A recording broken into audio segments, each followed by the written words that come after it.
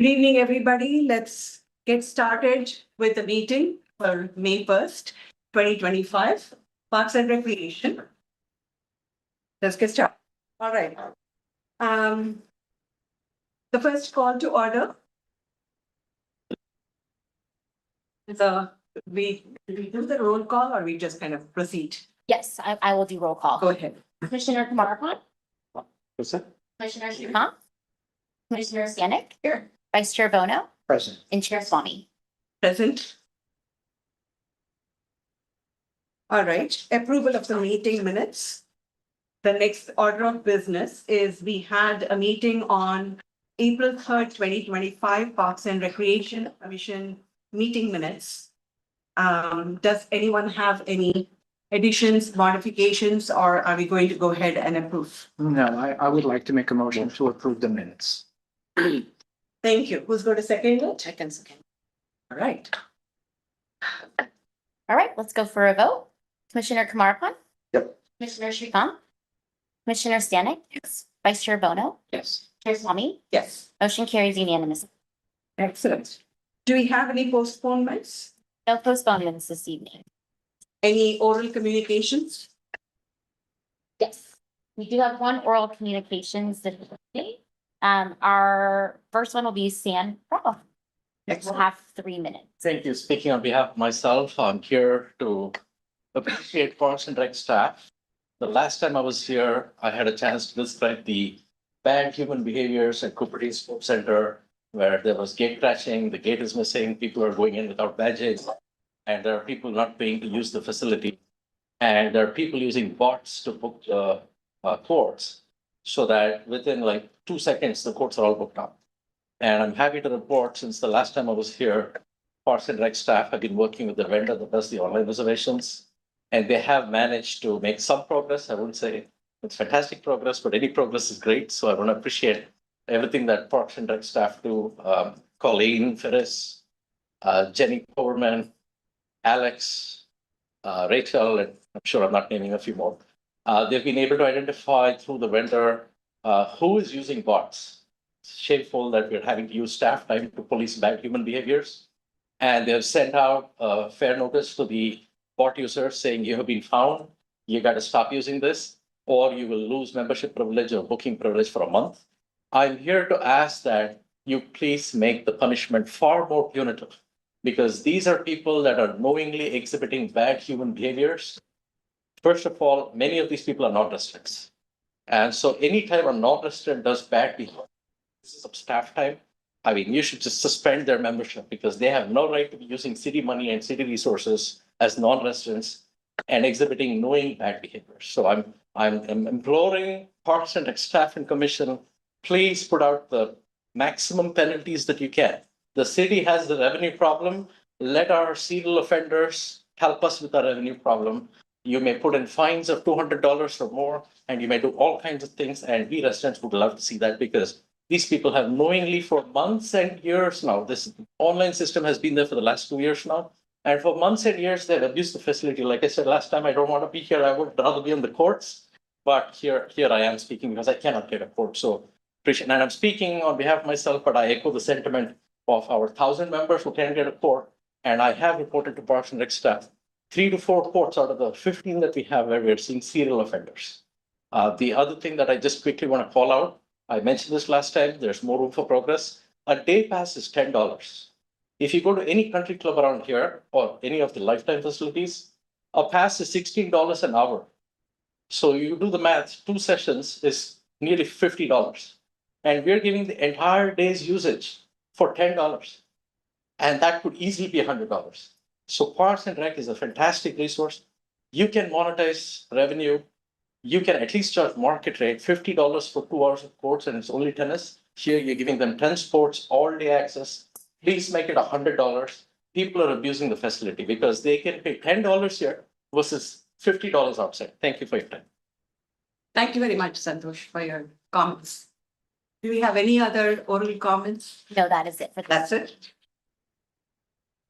Written communications. Do we have any written communications? The commission was emailed written communications, and those will be included for the record. All right. Do we have any old business? No old business. Any new businesses? We have 3 items. The first one is a progress report on Lawrence Mitty Park and Trail project. And the recommended action is a presentation. So thank you very much for coming today and giving us that update. My pleasure. So I am Susan Michael. I am the Capital Improvements Programs Manager, CIP. You can't see her, but Jan, Iceland is one of the designers from MIG and she's online. So once I go through my presentation, she'll be available if we have hard pressing questions that I can't answer, which might be true. But we have been working on the project and I'm looking forward to showing the progress. Next. We're just gonna do a presentation. There's no action per se needed. And so the quick agenda for tonight is that we'll go through round. We'll talk about what has developed on the design and then looking at the next steps. Project background next. So I'm backing up here and doing a little bit of where we've been slides, just because I don't know that all the commissioners have been around for the development. But the site is near the Lawrence Expressway on the east side of town. You can see the circle. And the entrance to the site in reality is the Sterling Barnhart Park that's right there. Next. And the existing conditions, like I said, if you can look right there in the middle, the Sterling Barnhart Park is, right now it's one of the entrances, you could say. The other is that to the south, which is on this plan, it's on the left. There's an existing Saratoga Creek Trail. And that trail will continue into the new site, which is on the right. That we've decided to make the concentration of our efforts on the site on the right. And the trail area will probably be cleaned up, but we aren't gonna do any work in that area. I wanted to see, so, and it's also worth noting, there's a creek, it's a Saratoga Creek on the western side of the park, which on this side is the top side of the plan. And hopefully you've all had a chance to at least see it. We've had a couple open houses out there. All right, next. So we did a lot of community input, back in the day. We had a lot of input in there was an online survey. This, seemed to be the most, easy slide to use, the most indicative that typically are out there walking, biking and walking their dogs. And they would use the park more if it was attractive. And it was more of a destination and it was buffered from the road. And they also mentioned shade. So move next slide. So this was the final concept plan that we shared with council and what was approved with the CEQA report. So this is what we're moving forward with. Actually, when you see the design, the current design is actually not very different. It's just got a little bit more reality behind it. Yeah, so we'll get into the details of what it was before, but we do have this for reference if you have questions about it. Right? The design development. Carry on. So in this phase, we do have the conceptual design that was approved, and we also have a budget. So we've been trying to make sure those things are in alignment. And we are limiting the work to the side of the big area that's undeveloped right now. The other area is already developed. We're also focusing on cost efficiency on what our designs are so that we can still provide the features that the communities ask for. And doing things like the way we're creating the sound buffer, we're doing it with a berm rather than building a wall, which is going to be prohibitively expensive. So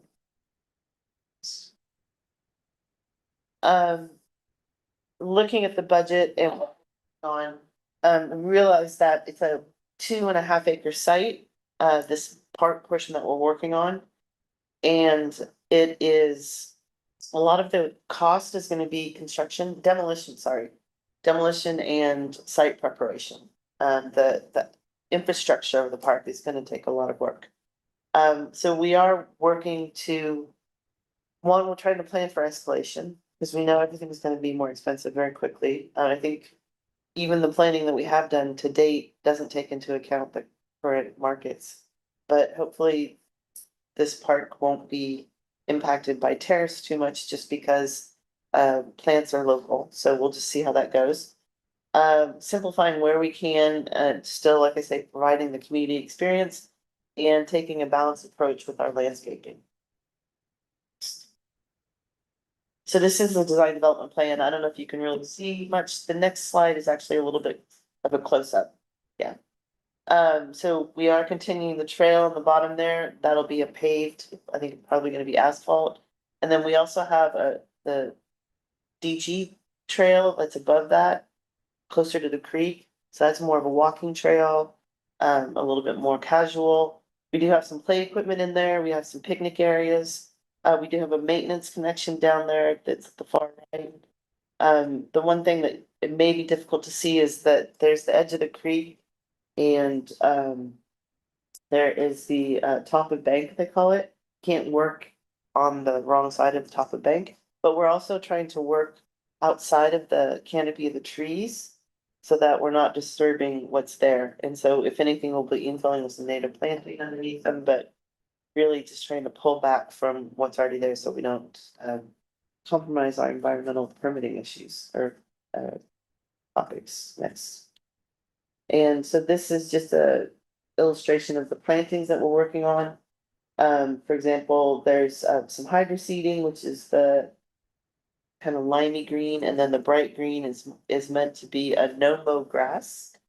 And a lot of native planting. The blue is a bioretention, and the light blue on the bottom is the sound berm that we're basically gonna maximize the features that are already there. All right, next. So this is meant to be an active recreation site. We have the paths, we have, we will have a bit of nature play going on with I don't know if you've had a chance to look over the fence at Jollyman. A lot of boulders out there. Some of the themes that we've been working on at Jollyman we'll have out at Lawrence Mitty. We have the nest swing, I think it's called. And Jan can always correct me when that comes up. But yeah, it's gonna be a very pastoral site, but it will still have places to play and to explore. And just more of the same, we'll have benches and tables, accessible benches and tables as well. Yeah, and the bioretention plantings, etc. So the next steps, we get a lot of questions about the calendar. So we're working on these drawings now. The engineers are actually active presently and we'll have, what we decided to do was take the 60% complete drawings and use those for our environmental permitting. And going into our environmental permitting will take a year. We'll basically pencils down, hand it off to the environmental team that goes through and gets all of the approvals. I'll still be busy, but the designers, it's a different team at MIG. So that will take a year. So then once we have those approvals, we'll finish the construction documents, go out for bid and begin. And that's it. Thank you. I don't know if you have any questions, Dan?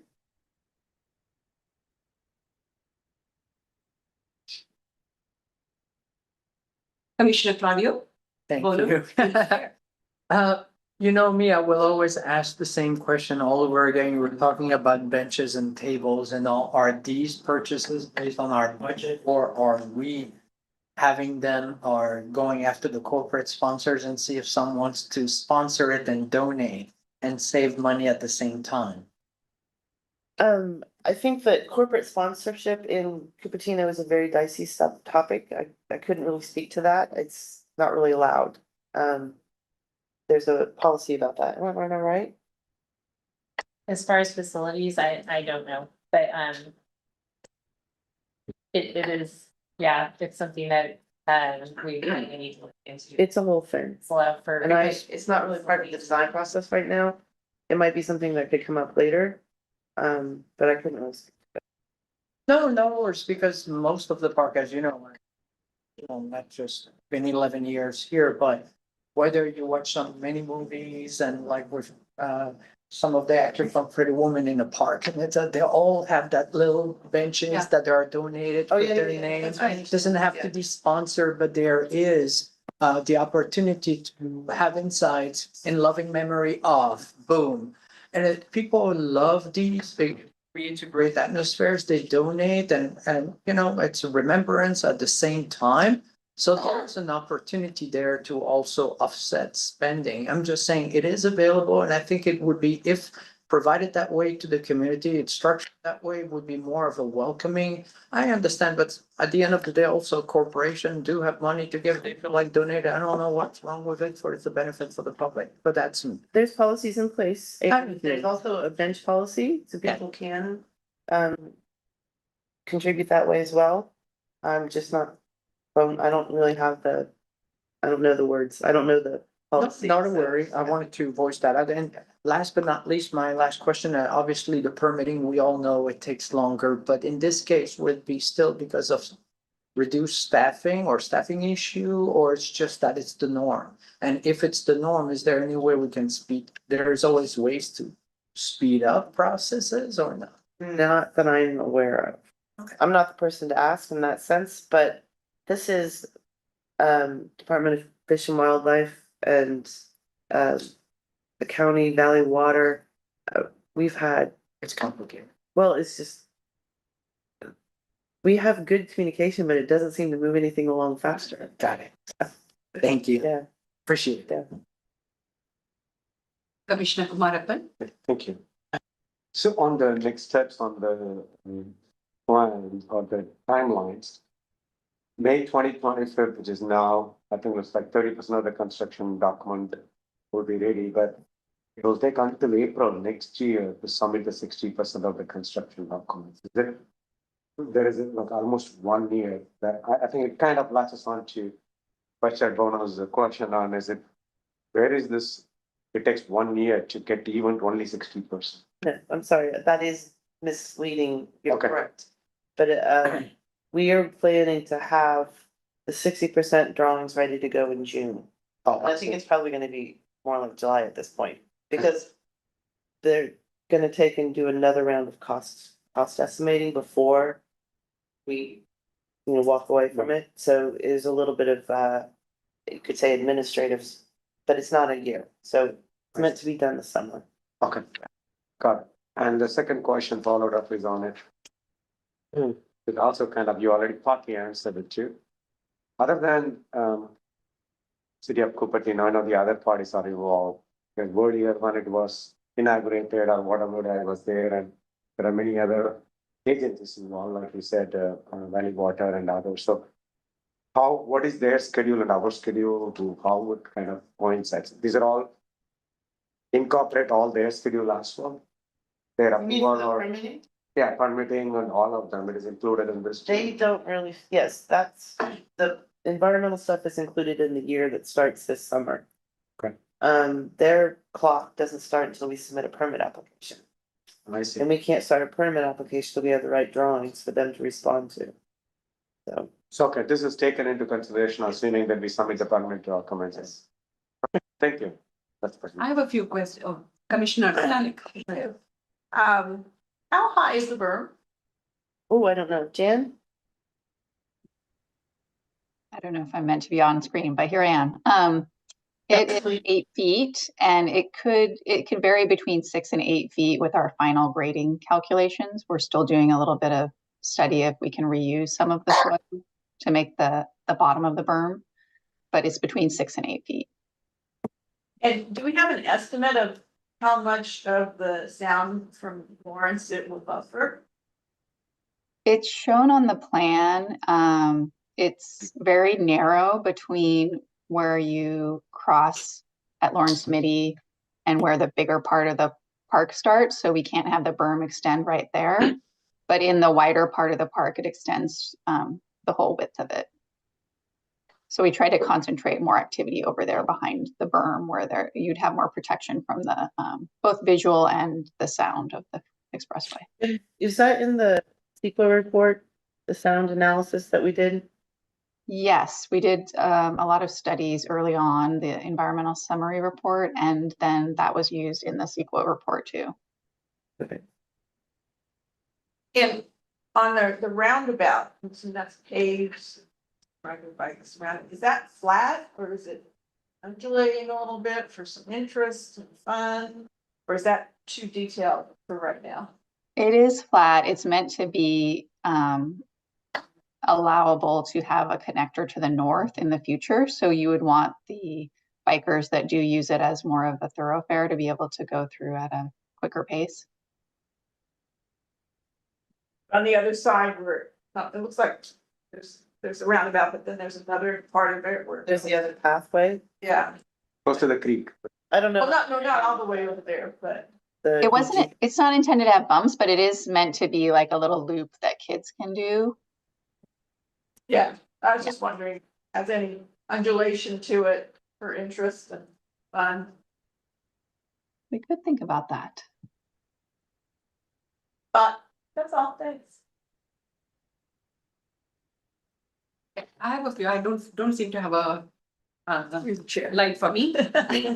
So I'm just going to go ahead and ask the questions. Do you have any questions, Commissioner Srikanth? So let me take and follow up with a couple of questions. One is, thank you very much for the lovely presentation. It was something that's been very close to all of our hearts, and thank you, Minna, for asking us about this. This is great. One clarifying question, in the photographs that you showed about the children, there was some tan bark and some play structures. Is that included as part of the design?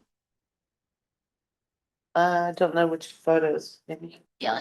The nest swings and the climbing boulder Correct. are part of the design. It is part of the design. So my question was, there is Sterling Park on the Barnhart, just next to it, just beyond the screen. That has actually quite a bit of a detailed play structure. It's just primarily play structures. Do we feel that we're duplicating it, or we can do something else, or is this set in stone? I think- We're not making a huge playground here. It is a different look and feel. The swings, for example, are just swings. And there's some other boulders to play on. I feel like for this park, we needed to create a little bit of a destination. A little bit of play. We came up when we came away from the public input, it was play and nature that were both important to the community. So we have both in here. In fact, we were looking at the budget stuff, and the play equipment is not as expensive compared to the rest of the park, so it didn't make sense to, reduce the play equipment any more than we already have. So it's a feature that I think is gonna add a lot of life. Second thing is, I wanted to reiterate what Commissioner Bono was saying as well about the structure, and I know that we don't have that information about corporate or individual sponsorships for whether it is benches or chairs or any other accoutrements. I know that a lot of people like to keep it like a legacy, and our Parks and Recreation might benefit from there. I was curious to hear that we are against, there's some kind of a policy, did I hear you say? Against I corporate believe so, maybe sponsorship? I'm wrong, because nobody else seems to Yeah. have that understanding, so. It seems I might be clear. completely wrong. Yeah, they're not sure. for this. Okay, we'd love to hear more in the follow-up meetings if that is not the case. If it is the case, we'd still like to understand why that is so, just for our edification, because if it's possible, then our parks become better and we also don't incur additional costs. And people feel good about having donated and put their names on there, so the rest of the community can enjoy it. I think that's most of the questions for me. And I heard you say that there is a walking structure. We're not going to work on the park trail that goes into the Saratoga Creek Trail, that it doesn't really go, we're not looking at it beyond that particular park, right? Today in this presentation? No, it'll be connecting to the existing trail, Correct. Okay. but we won't be doing more. Basically, there's a pedestrian bridge in front of Yes. Sterling Barnhart. And when you come to the end of the bridge, you go left, we'll be doing everything to the left. not really anything to the right. Right. And last question, I may have missed it, but what is the total budget, estimated budget for this? So, I don't have all that information in front of me, but I will say, I think originally, before the land is purchased and annexed from the city of San Jose and all the things, that was somewhere in the $8 million range, and now we're down to 4.5 million we have left to put into the park itself. So we paid 4 million for the land and 4 million additional for development. It was 2-something million for the land to buy it, and then, and this is just from memory, Yeah, another 2-something to annex it. We had to go through processes with LAFCO, and there was a long, yeah. acquisition state. So, yeah, And if we run short of the budget, what happens then? it's not gonna happen. We're trying our best to keep it within budget, and if the costs escalate, and that's why we're trying to stay in front of the costs at every step. We So really we'll appreciate have it. to come back and let everybody know if that's. Thank you. Because with all the tariffs, everything, all the costs seem to be going up. Yes. Yes. And do these costs take into account any 10% or 15% or some degree of buffer? We always build in contingencies, yes. And that is generally how much? Well, in this case, we've got a design contingency, a construction contingency, because we are early on in the project. So there's I wanna say, 15% design contingency. And we always have at least a 10% construction contingency. We Yeah, have escalation built in from the cost estimator too. They pick the date of construction and account for that. Right. Do we ever go beyond the contingency in terms of cost, historically speaking, for the CIP projects? yes, sorry, yes. And also in past, we would ask for a higher contingency if the project was complicated or if there was a good reason from our experience to do that. Yeah. And with the budget where we've had it, we've been keeping it at 10%. So Do just we ever go below do we ever have any money left over in some projects? We do have that. Thank you. That's all from me. Thank you for this excellent presentation. Let me actually ask Commissioner Shrikant. Yeah, this whole park area, does it fall under partially San Jose as well, or is it completely? Cupertino? No, we purchased the land, so it's all San, It's it's all Cupertino. Cupertino, okay. Yeah. Commissioner Stanley. I just had one question. Didn't we get money to purchase this? Yes. So that was part of how we got a lot of, That was all of it. it's all of the money. So it's an apple So it's donation. not, Yes, there's an agreement. there's an agreement that we're Yeah, gonna do there's, this. we have to follow for this. So, for example, if this park doesn't happen for some reason, this money would have to go to a park.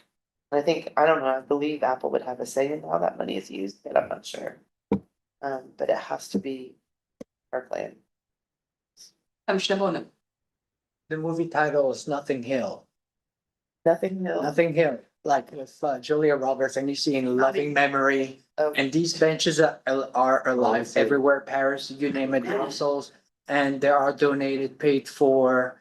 And so I think we're Silicon Valley. It would be nice to have that also in the participation in Loving Memory from all the residents that would love that. I don't disagree, I'm not making policy. Oh, I hear you. Do they know this part?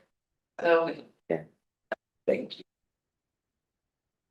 Do we have any other questions from the members? Yes, so we do have one speaker card for this item. Welcome, Samra. You'll have 3 minutes. Thank you. Speaking on behalf of myself, I was wondering if staff are exploring grants from Valley Water, because I think there is some part of the park that has creekside alongside the park, if I'm not mistaken. So there is a history of Valley Water funding creek revitalization and combining that effort with community recreational development. I believe San Jose has done some of that with some meadow development. And so it would be great to explore with Valley Water if there's anybody that we can use in the name of the creek revitalization. I think they also have offered grants in the past for educational signage about the history of the valley's waterways.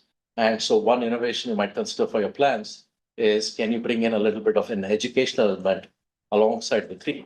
Some signage about our waterways and maybe get some grant funding. I mean, that may be a low cost way to give them a little bit of visibility, make it a fun educational. You were talking about making it a destination and something that really educates the public about our creeks, waterways, which frankly, we don't see anywhere else in our city. We have a lot of creeks going through our city. We don't have a lot of educational signage about the creeks. So if there's something we can do to partner with Valley Water, that would be something to consider.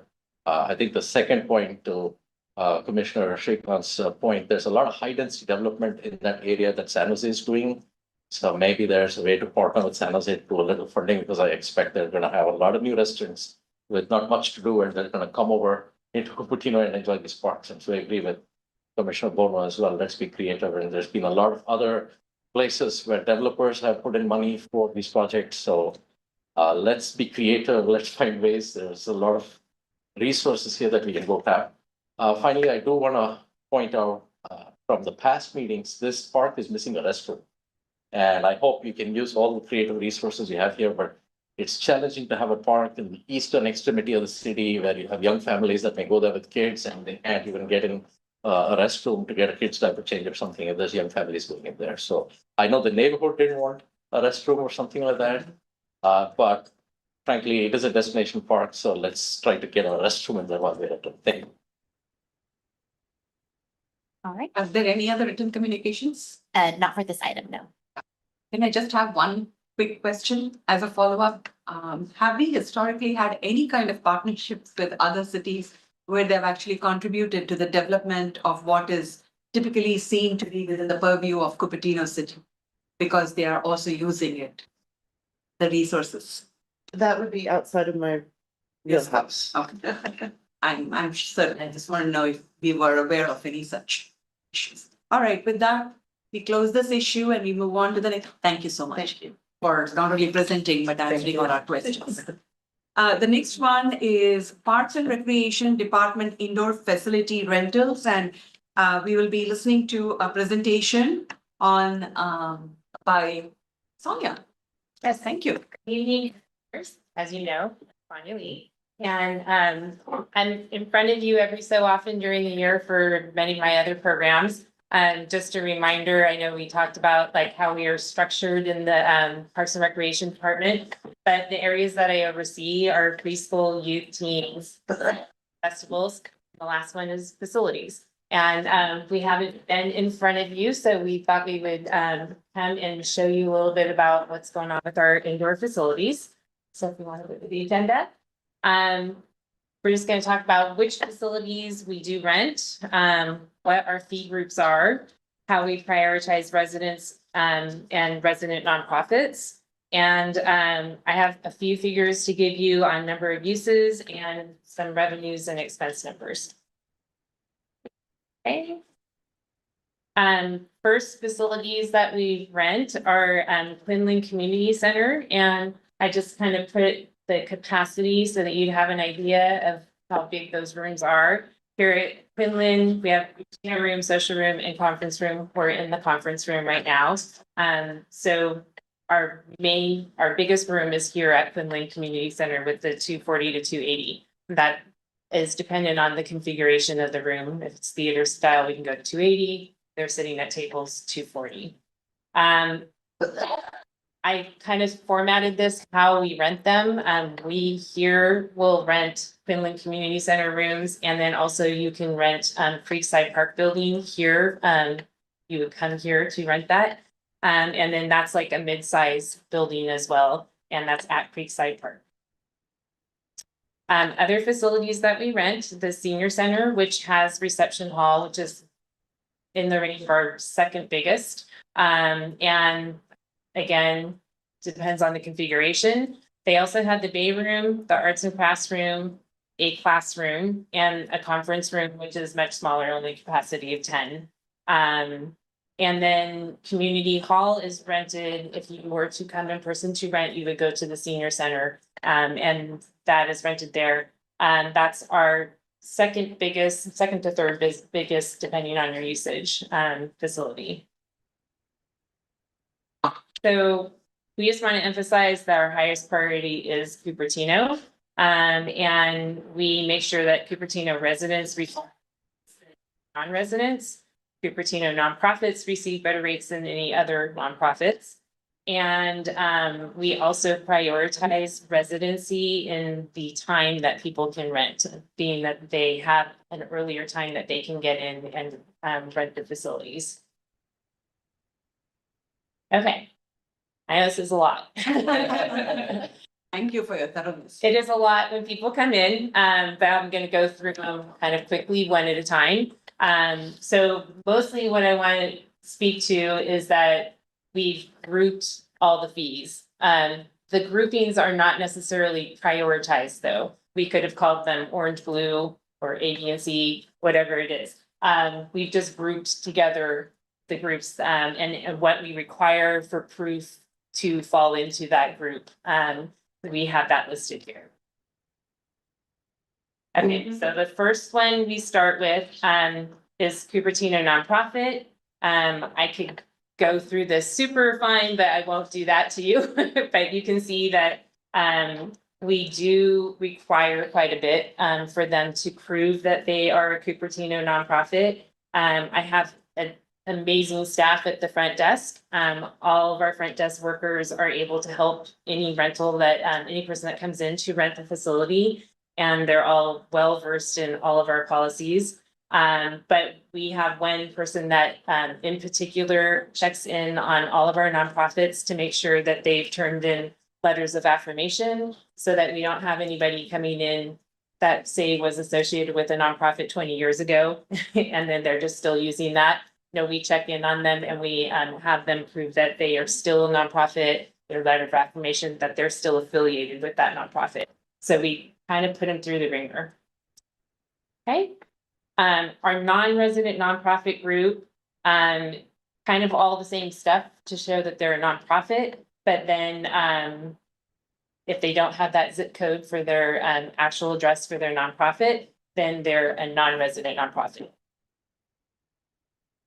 Cupertino residents, again, it's pretty straightforward because all of Cupertino has that 95014. And so we do require a utility bill with their name. That's usually the key, is that it has to have their name on it.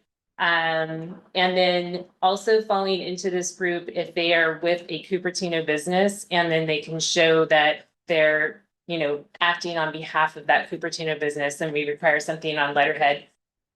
Sometimes we have to look at that one to be a email that shows their business on there, because not everybody has letterhead anymore. Okay, and non-resident, our last one, we don't require a whole lot of additional documents because they're going to be paying the highest rate. So anybody else is that non-resident group.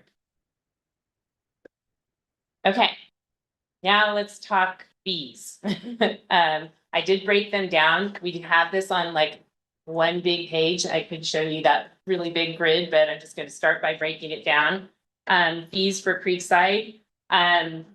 It's a fun grid to read. So we have all of our fee groups listed, and then we have the times that you could rent. And then it shows by the fee group how many months out they can rent the facility. So if you'll notice, the non-resident nonprofit and the non-resident and non-resident business, they're only 3 months out. So if you're a resident and you want to make sure that you can rent Creekside Park for your child's birthday party, if you come in that 6 months and 6 months before, you should have equal footing to any other resident. So you get some priority there. Then you're also getting priority on the rates, which you can see broken down.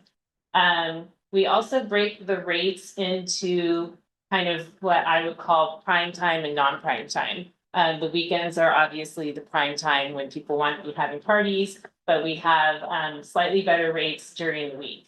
That 100 and 250 listed on the end there is the deposit that's due for the building. And this is hourly rates? Pardon? These are hourly rates? These are hourly rates, yes. Okay, community hall. now that you know how to read it, all the information is there. However, this is the one place that it was built with a different agreement. And so this is the one that doesn't have the breakdown of the 3 months, 6 months, 1 year before. It's 1 year for everybody. So we have some slightly different policies for community hall, but the breakdown of fees is all the same. And you can see a different deposit for that building. Senior center, lots of rooms that are available to rent. I'll just add as a side note that it does show lots of rooms that could be rented, but the senior center also uses their rooms much more commonly than say at the community center on a daily basis. So they're not available on those, especially Monday through Friday, 5 to 5 p.m. on Friday, not available as often. So that's just something to be aware of. It looks like a lot is there, but when you came and inquired about it, not so much available on a regular basis. So, you know, our grid is still the same, but you can see that there's those time periods out. And on this, you'll notice that we have as far back as a year for those weekend dates, the prime time dates. The reason being that we get to far back as a year is now we're getting into facilities that people might be renting for a wedding reception or, you know, some kind of big party that they need to have like a long time to plan. So we get out as far as a year. And then all that. Okay, and then finally, Quinlan, our facility over here. We have our 3 main rooms that we're renting. Again, we haven't even put like our room or our dance rooms on because we have too many ongoing classes that it would be like, well, all except for this one day. So we just don't have as much available because we have classes going. And then we also really can't rent them out during the summer. We're completely full in any of our program areas. All day, every day. So, but you can see again, we get more expensive on those prime times. We have the priority on the amount of time that you can book out. I will say a note on this, like maybe a 6 month out prime date for maybe like a nonprofit. It would be a date that like we require people to come in because there will be like hot dates that people are looking for. And so they're here like on the first date that they can reserve. And so it's just something to be aware of. People will be like, why do we need to come in? And why can't we just book online? Well, we have people that are like, if first come, first serve, come down, put your deposit down and let us know what you're planning on using the room for. Okay. Okay, number of uses. So number of uses is our system that does our rentals in that we do our rentals in ActiveNet. It's not built for tracking data on number of uses, if that makes sense. You know, it's built for taking registration, it's built for taking rental money, it's built for us to be able to see schedules in there, but it's not necessarily built for tracking number of uses and running reports that are super easy for us. So we do have to do some hand calculating. So just so that you're aware, numbers that we're giving you, a lot of times are hand calculated, but we keep track of those. When we talk about number of uses, it's any use that is beyond, like if we were to come in and just staff, Jess and I were going to have a meeting in this room, we wouldn't count that as a use. But if we have any kind of meeting that's open to the public, or it's rented, then we would count that as a use. So at any rate, you can see Creekside had hardly anything because we weren't really open for those years coming out of the pandemic. But we have been steadily increasing at Creekside. Just of note, Creekside also it has a picnic area, and that picnic area, kind of in conjunction with the building, is making that a little bit more of a hot spot for parties because there's a lot of amenities. There's the playground right there. There's good bathrooms. There's picnic areas that you could rent and spill out onto that. They have a patio that's nice and shady that kind of you can spill out of the room. So we definitely have seen that that has been picking up for parties. Okay, community hall, again, you can see coming out of the pandemic, but we're, year to date, we're already almost at our total for like, so things are slowly getting to be more and more. The large majority of rentals in community hall are going to be, weekend rentals. Same with the senior center, again, they've already surpassed their, number of uses from all of last year. I would say where they're picking up is their weekend rentals. They just didn't have those happening as much in the past, and now they are just picking up and we'll say, hey, Cupertino room's not available. Here's all the other options that you can look at. We have some great online information that we can show pictures, and a lot of times people are like, we'll just go right over and get reception hall because Cupertino room wasn't available. And Quinlan, last but not least, Quinlan, again, we're on track, as we are definitely, as we go towards the summer, we get much more busy. So we know we kind of like backload a lot of rentals. So I think we're still actually on track to probably surpass. Like 2025, the record. In 4 months, it's 372. Yes, Yeah, it's been. we still have time to have, so no, this year's fiscal year, so it's been, Oh, yeah, no, it's been, sorry, okay, fiscal year. yes, yeah. So we're almost to the end of our fiscal year, Got it. but what I was trying to convey is that these are gonna be the busy months that. Okay, revenue, so we have Creekside was not really open for rentals, so until we got open, now we're starting to collect some good rental money there.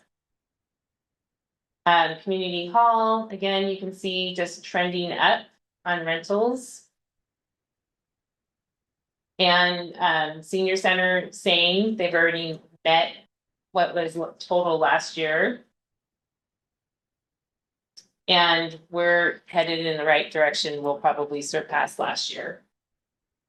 Okay, so tied to collecting revenue, we always have to have trained building attendants, and we mostly have part-time building attendants that go out. So we have one party booked out at Creekside on a Saturday from 12 to 2.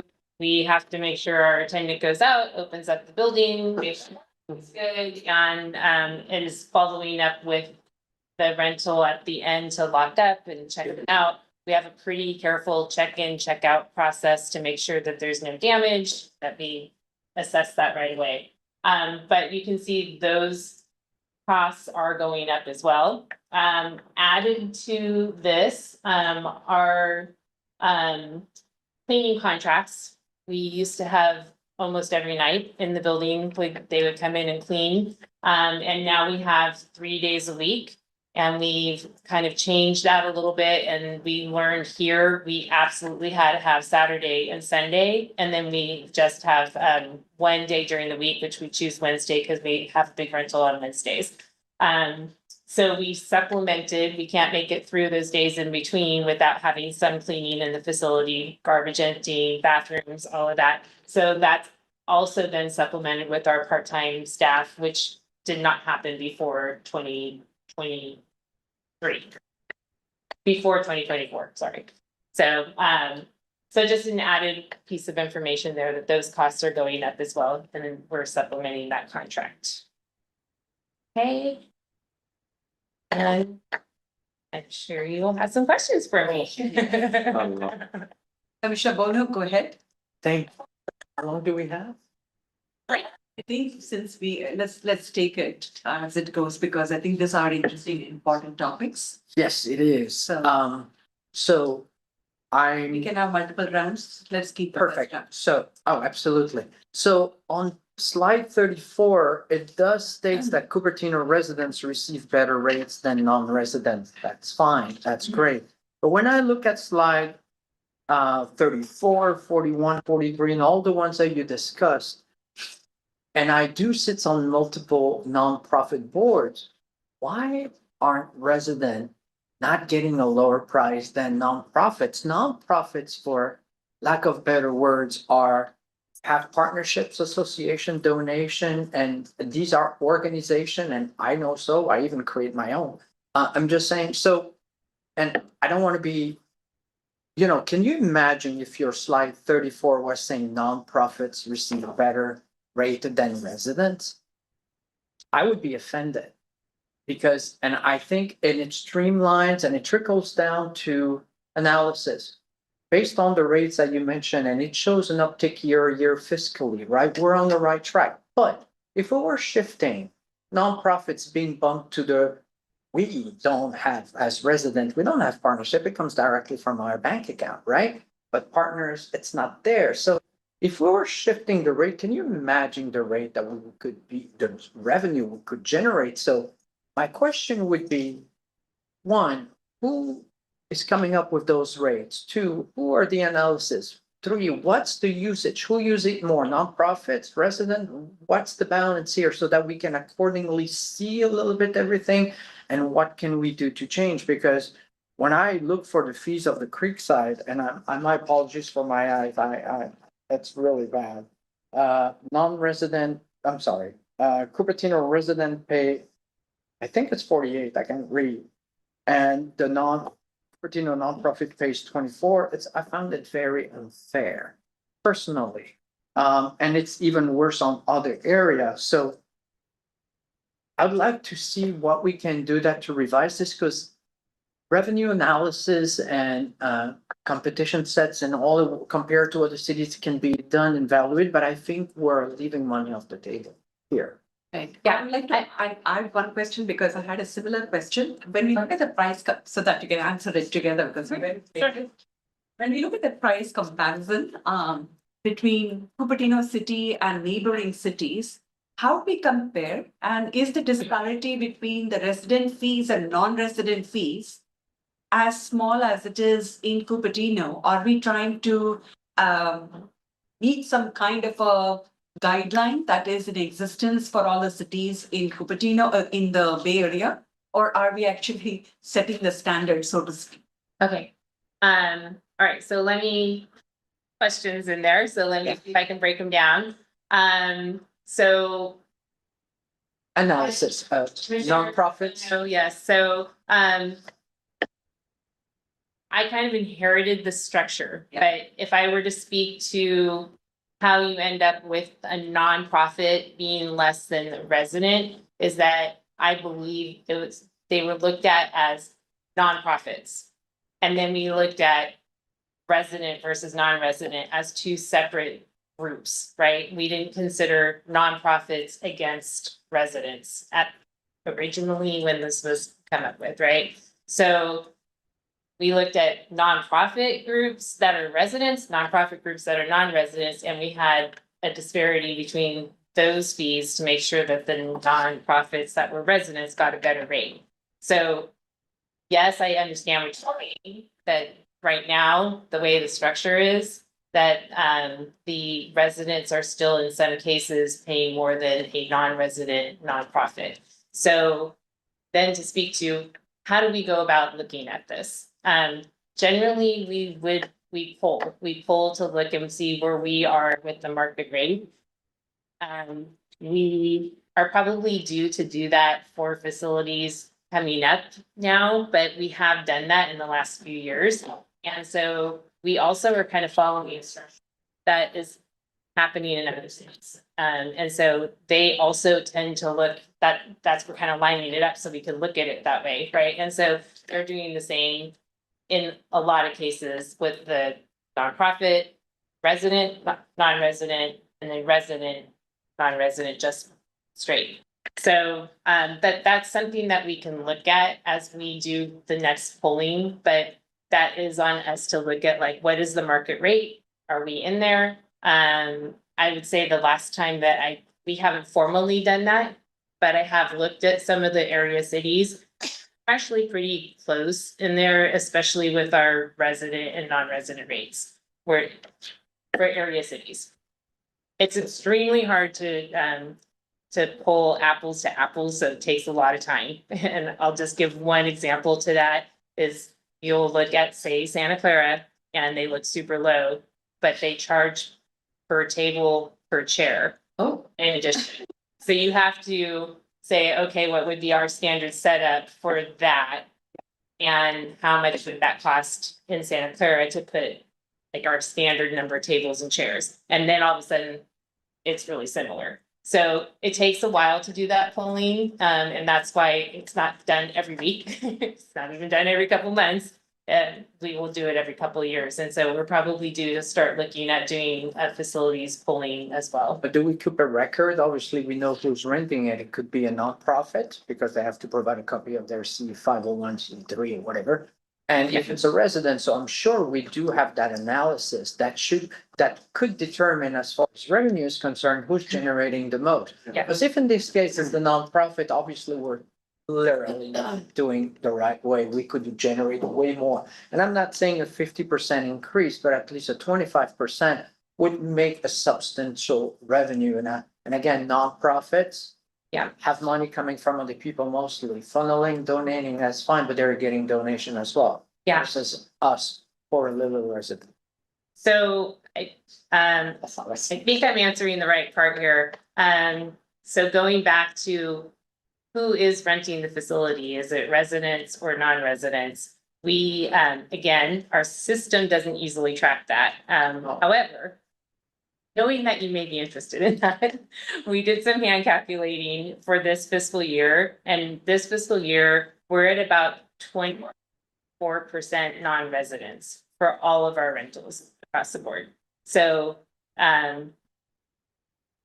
it is what it is, 24%. That leads you to the remaining 76% to find out, is it nonprofit or resident? And that Yeah. would be a decision factor on the pricing. Correct. And also we have to consider when we're looking at market rates is when do we meet that threshold that then nobody rents it?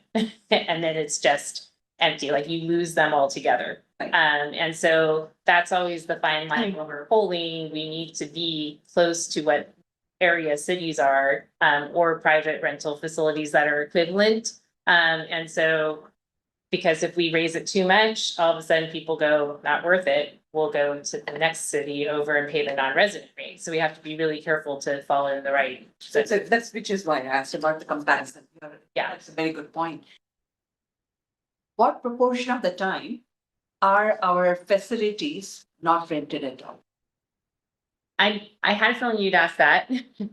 And we have tried to do some occupancy in the past. I don't have a good number for you on that. But I would say if I were just making a guess, our prime time, so our weekend available weekends, and not every single weekend is available because sometimes we have a festival happening and we know we can't throw rental in here and have a festival happening, even if they're not in the building, because there will be no parking. So there's all sorts of things like that. But of weekends, we're starting to fill up most weekends. Most weekends I look and I know I could get a call this weekend. So that's why I have a good sense of that. As I know usually if we have something going on in the building. But total facilities and total occupancy, I don't have a great number to give you. Our building here, maybe more available during the week, during the day. And that's when a lot of people come in and go, where's everybody? You know, if it's not summertime, right? Then we don't have as many, but we have a lot in the evenings and a lot on the weekends. Yeah. So those were the number of days we saw, the numbers you were putting together that the facility was rented to. Number of uses, and so. What does that mean? And that's a great question. That includes if it's a rental or like tonight would be counted as a use. And so we didn't rent the facility for this meeting. It's considered as one use. One use. one room, one use. So if we had 4 different meetings, they would have been considered 4 uses. 4 different yes. Thank you for the clarification. Yeah. It's really good for us to know how many uses there are, but you can't really calculate that because the hours will vary. Some might just want 3 hours, others might have 8 hours. It's really, really difficult to, it's really time A consuming. better way to assess maybe hours rather than use. That way it would be apples to apples. I mean, we could, it just, again, we don't have great reports out of our system for use, and so. Everything can be, determined if you spend enough time on it, but No, I'm saying that going forward, a consideration to Yeah. think of is hours. So that way we take away the disparity of number of hours that a facility is being used. For example, if 12 hours are available, so it could be one use for 12 hours, or it could be 12 different uses. So that Right. that really. yeah, it's not a perfect So it number. would be more perfect if we look at hours because you're charging by the hour any which way. I Correct. think it would be a better way to calculate that without having what we call peer admin to begin with. Only so that we can really focus on that specific revenue that we'll get and hand with the real. Revenue and non-revenue use would be good, because even if the admin is using it, it would still be good to count it as a use. But as a non-revenue use, which is still fine because at least the facility is being used. Yeah. I think I going don't forward might be disagree. consideration. There's better numbers to want to have to look at. There are for sure. Right. And we probably could calculate some of those. It's the amount of time that it might take to get to those numbers. Right. I'm not sure, and the accuracy of those numbers when we're hand calculating is not as good. So, And when we're talking about revenue generation, there is also the personnel that has to be on hand. Do we take that into account at all, or the revenue generation doesn't take that into account? ask The me, cost of the personnel who has to be around yes, for the handoff and sign in and sign out and sign off on the facilities being cleaned up and all of that. right. In budget terms, Yeah.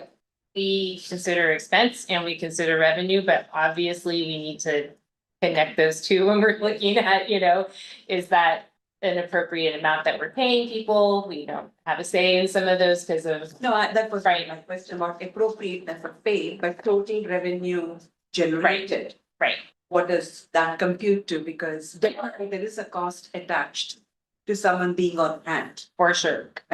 That's what I was asking. And very last one, this is not that important, but in terms of deposits that people put in, how often do we hold that back because they have not quite given us back the facility in quite the same pristine condition? Not super often. I make all the final calls on for this building on those and, you know.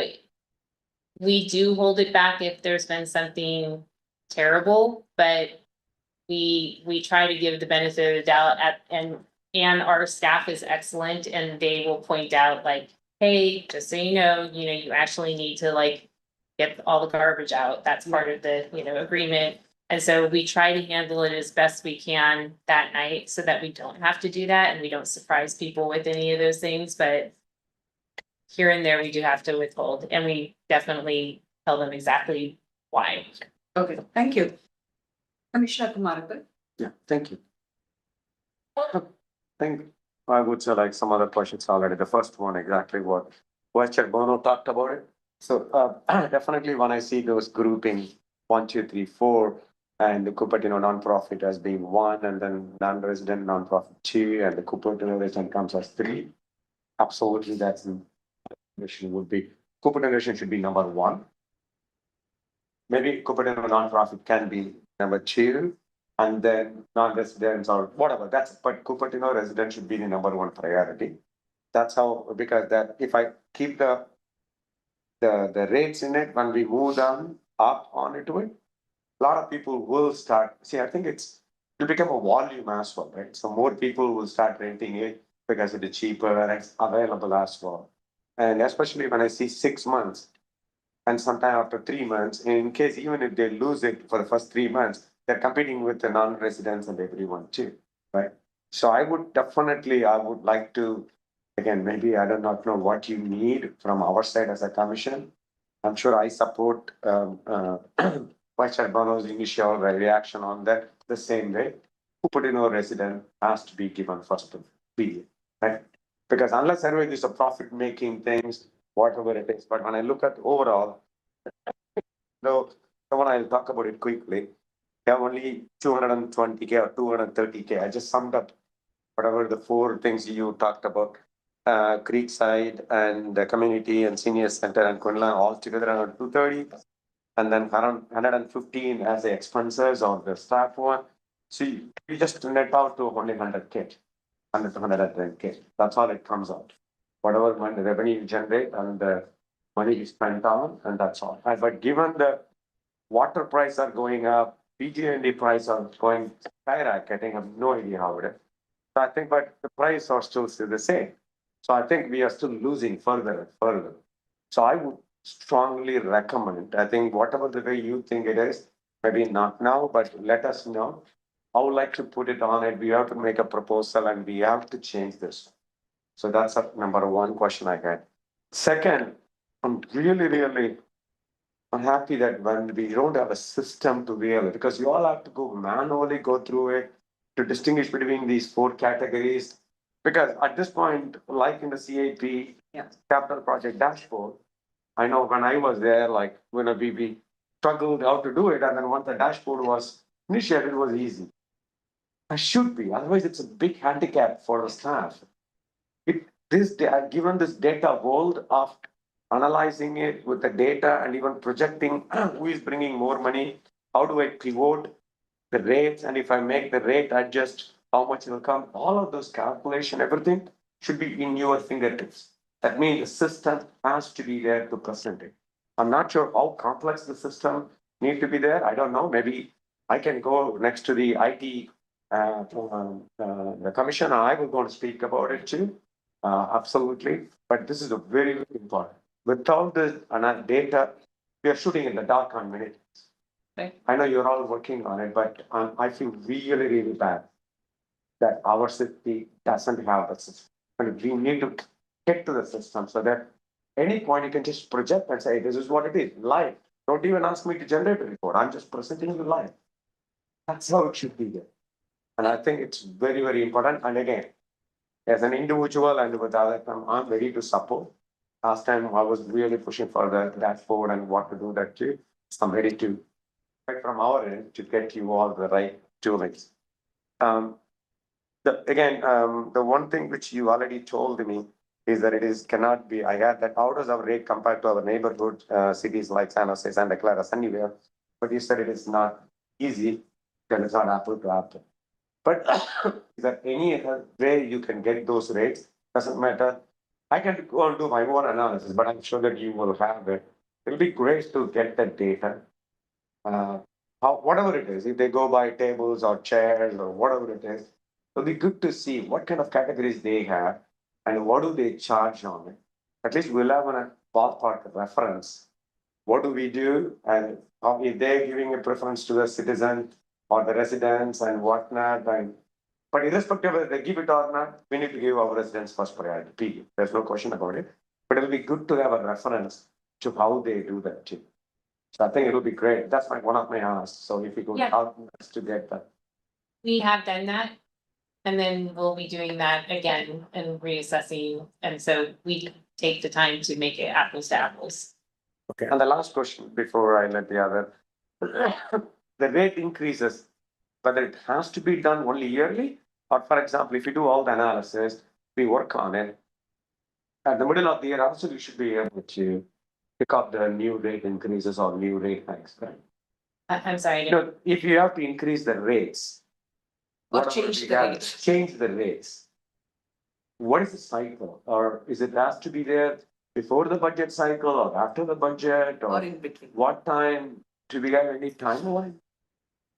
No, not necessarily Okay. for that, but we definitely try to give the courtesy to the public to make sure that we put out that information, especially with rentals where people are renting pretty far out.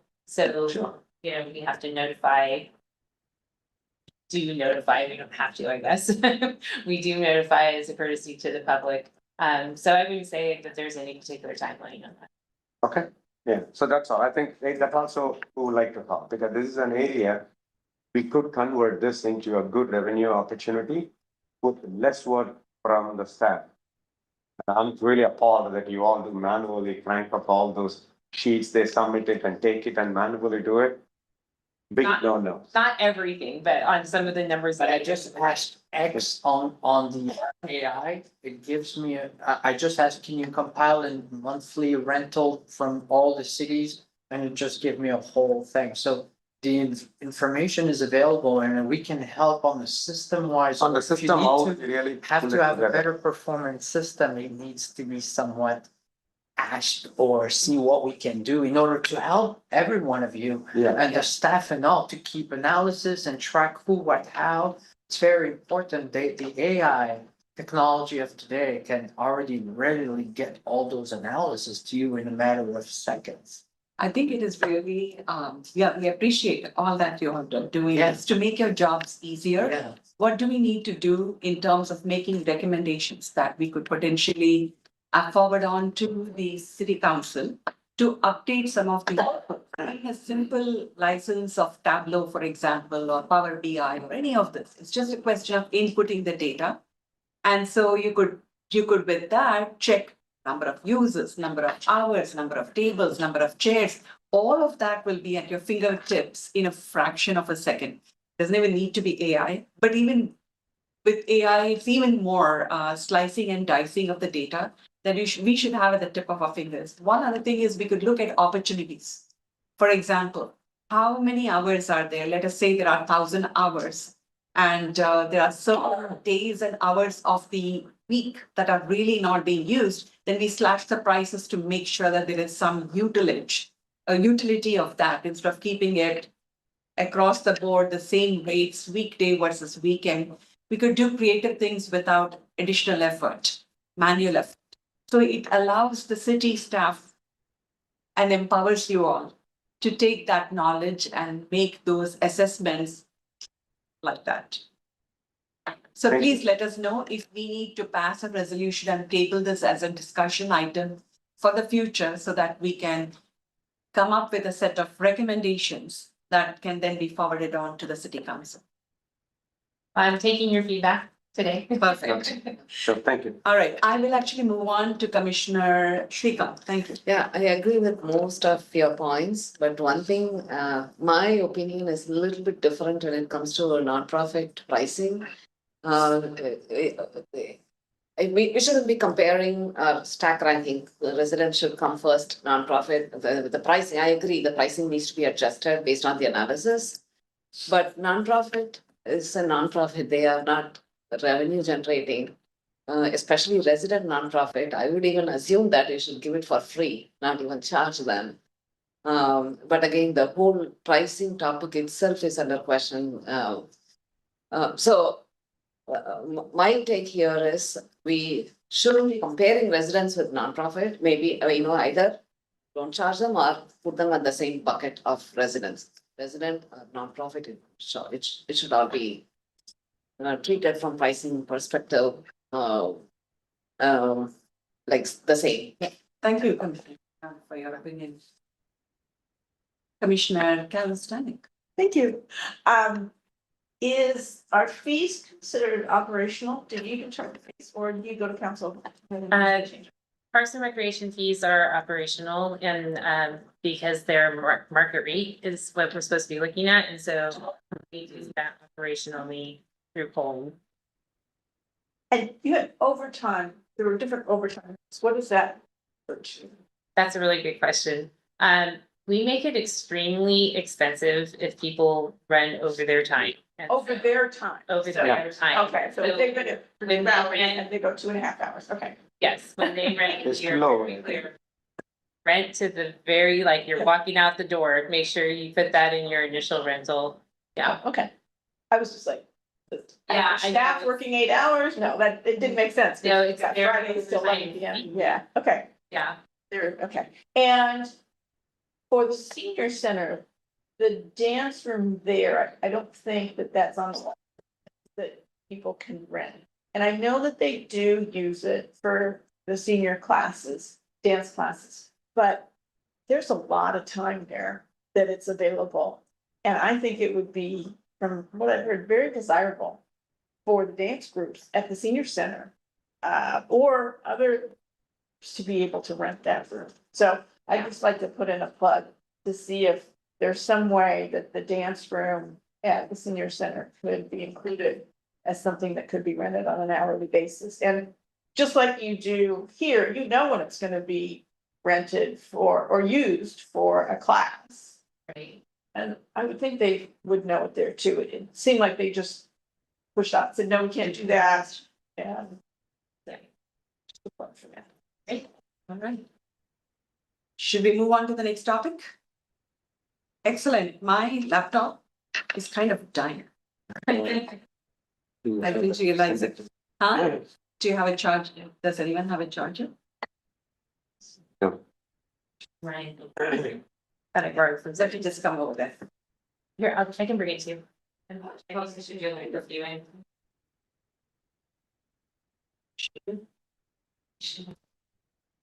Yeah, that's a good job. All, I didn't know. it's all with the wife. Yeah, yeah, I have to request him to give me the power. Hey, I live in hotels, you kind of know. Jessica. We have- That's 2 minutes. All right, we'll take a 2-minute break. Yeah. Want to go inside? Sure, do you want to call a formal break? All right. I will call a formal break for 5 minutes. Yeah. All right, 5 minutes. 5 minutes. 4, 5. Time to do. 8:20, okay? 8:20 is perfect. Okay. Thank you.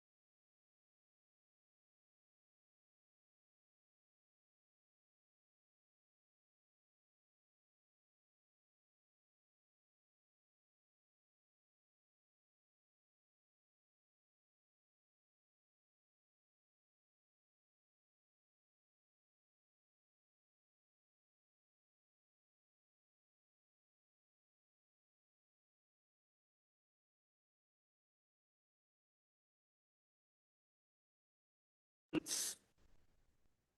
The last new business agenda item today is commissioner discussion on senior services.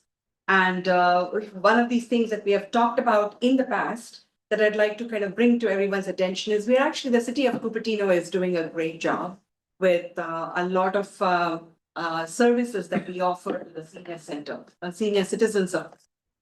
However, there may still be an opportunity for us to do yet more, and there may be a number of low-hanging fruit for us to consider.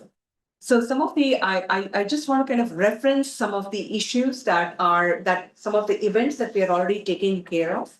One of which is we have discounts on classes, programs, free educational lectures, access to social groups, and we already have a pretty vibrant volunteer group. How many volunteers we have is something that I do not know, but I'm sure we have that information on hand. And I don't know what the entire process is, because the website clearly says, if you want to volunteer, please come and volunteer to be a part of this entire community that is supporting the senior center, senior citizens of Cupertino. In the number of activities that we not only have classes and socials, we also have Live Well, Age Well, Health Expo, Disco at Dusk, Senior Center Open House, golf tournaments for 50 plus, hidden treasure, holidays in various countries, which is all great, right? So the key objective is, there's a few key objectives. Explore what are some of the additional wants and needs of the Cupertino senior citizens, right? And why are these beneficial to the seniors within Cupertino? And hearing from them, eventually come up with a set of recommendations with the input from the senior citizens per se. So that is where I would like to propose that we set up a subcommittee of and engage with seniors, get feedback directly from them, as well as the volunteers that are supporting some of the volunteers maybe, and provide a report by the end of August 2025 with findings as well as recommendations. That was a pretty short proposal, and I want to open it up for any questions and discussions. Would you like for me, Chair Swami, to go through the slide? You can go to the last slide now.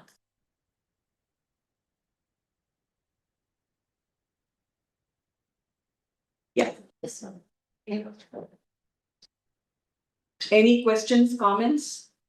Well, in order to get findings, where someone needs to connect, we have Chateau Cupertino that takes care of older population, and they do have activities. I know so because I managed it for a while.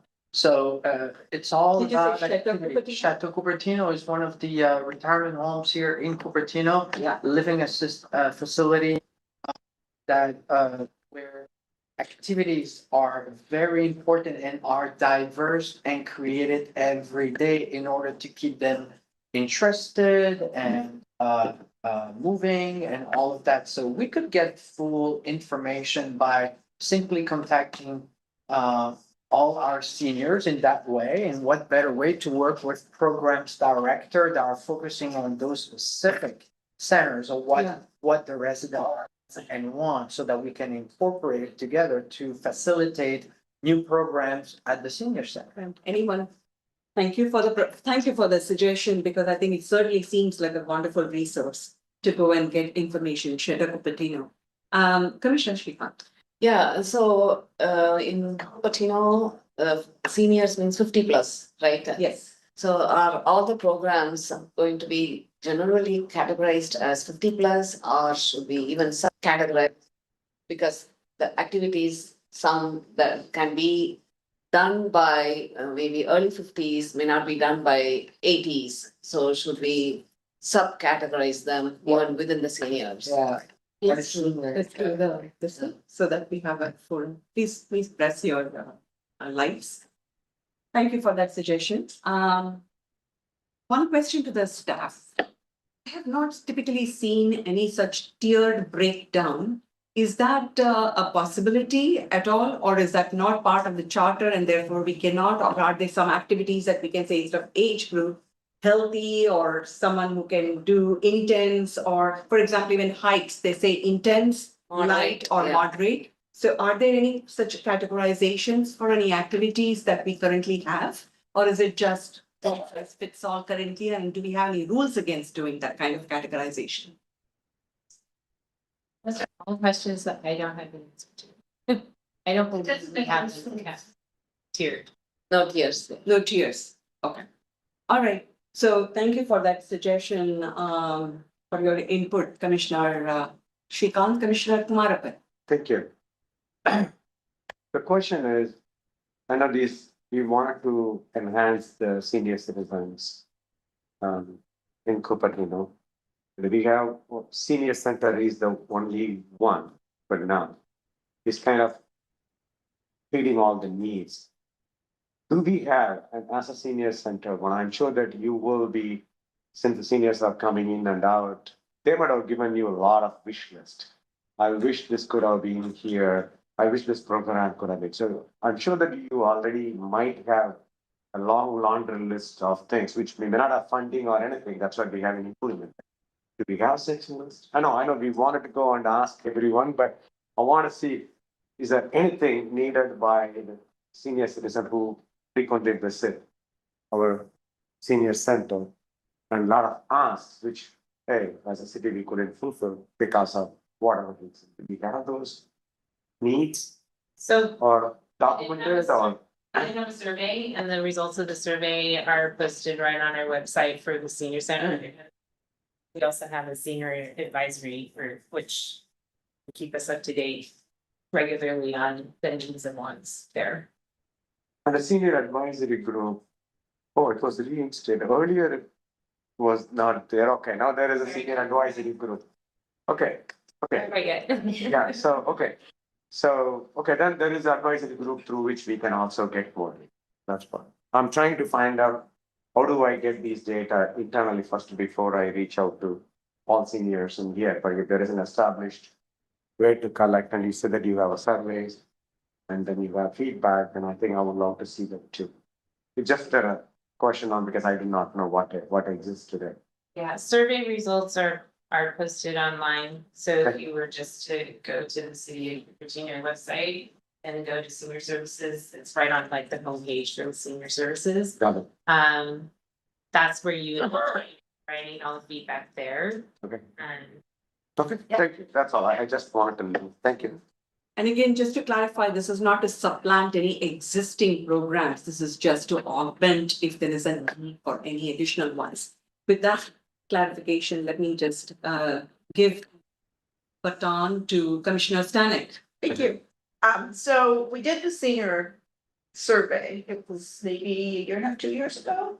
I think it's Couple years ago. 22-23. Yeah. 223. 2 Okay. years ago. So we got a bunch of feedback, and this was a broad-based survey across the city.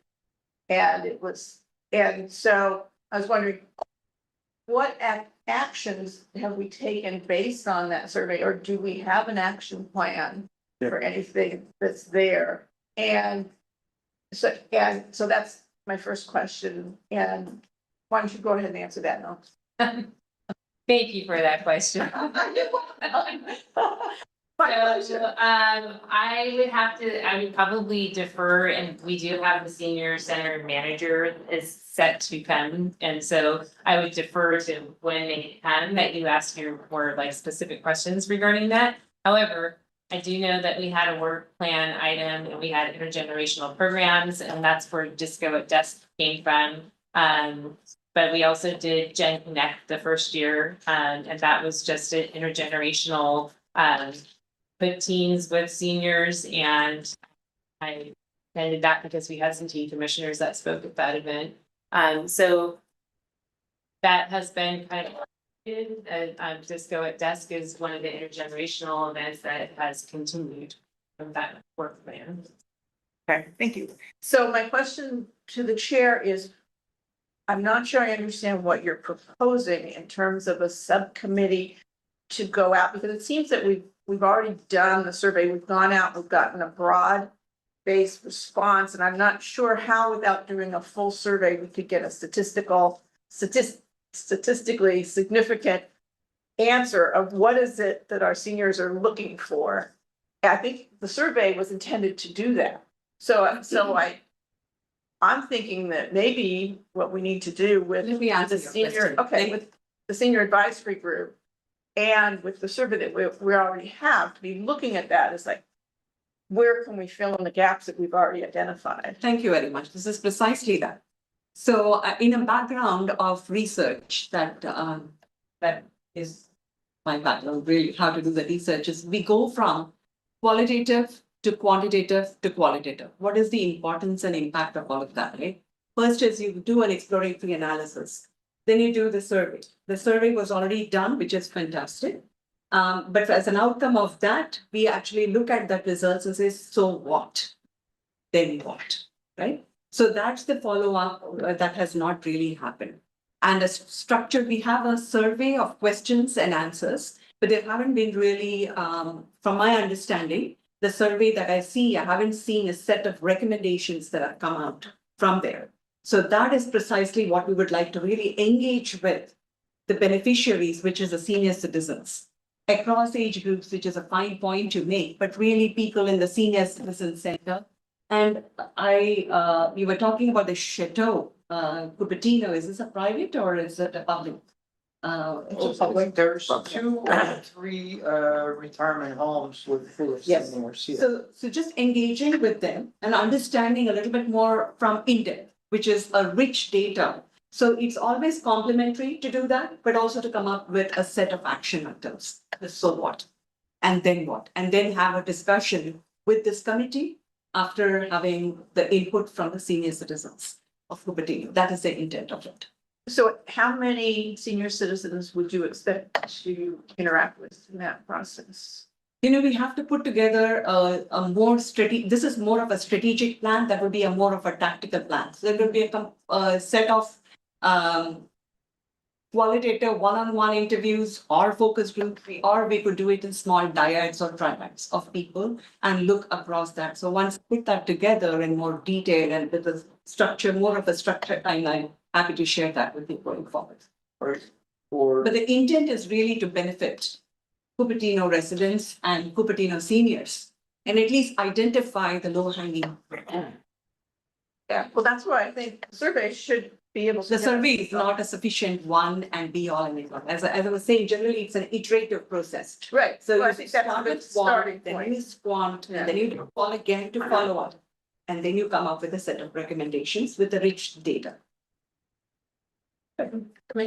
Commissioner Yeah. Levi, Yeah. I have a. please do. Thank you.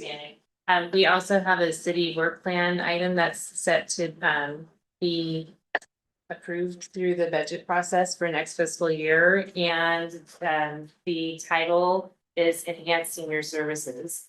And so that is a work plan item that's going to be coming up as well. I that out. Is it? Sure.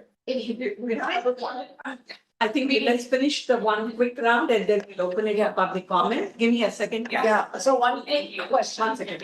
Yeah. May I recognize Commissioner Shrikant? Yeah, it's a quick question.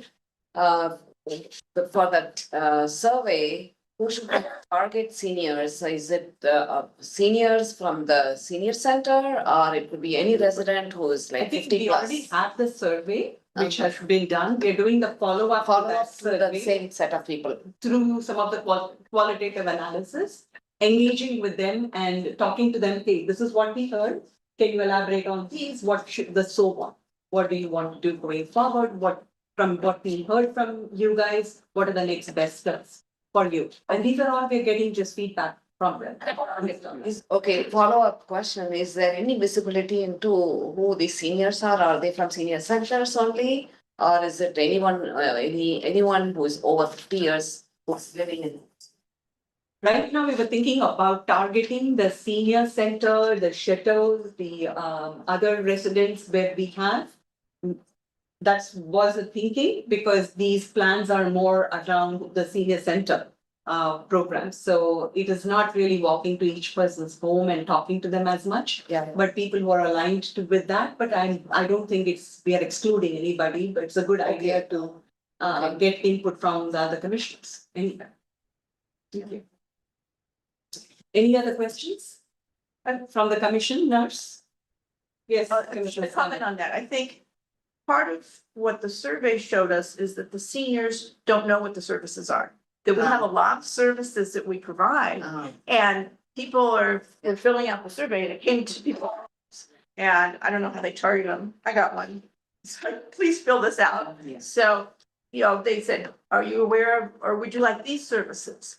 And a lot of them we offer and they don't know. So some of it is looking at that. And so it's not just people who go to the senior center, they're probably the ones who know it already. So it's how do we do that outreach and really bring Communicate. people in Yes. for Yeah. things that we're already providing, as well as maybe things that we could Got it. additionally. So Absolutely. that was just. Thank you very much, Commissioner Stan. If we are done with the commissioners' comments and questions, I'll open it up to the public. Do we have any? Yes, we do have one speaker tonight. So welcome, Jean. Thank you. My name is Jean Bedord, and I know most of you. We're doing the things. I am president of the Senior Center Advisory Council. I am also the Cupertino representative for SourceWise, which is the county agency on aging. And they offer an absolute wealth Yes. of resources that we don't have to pay for. And one of the big challenges is, as Carol mentioned, people don't know what they are. I sat in a city council meeting when they were making my appointment, and I mentioned that one of their key key services is Meals on Wheels. And she didn't know what it was. Excuse me, I thought everybody knew, what Meals on Wheels are. Now, of course, it's not limited to Meals on Wheels. There's all sorts of programs that they have on. Now, these are not recreational programs. Keep in mind that the senior center and this department is recreational. And frankly, I think we do an absolutely fantastic job. I don't think there's any gaps in recreational programs. Alex and Amanda are very responsive to questions from the senior center members, and they come up with all sorts of different suggestions.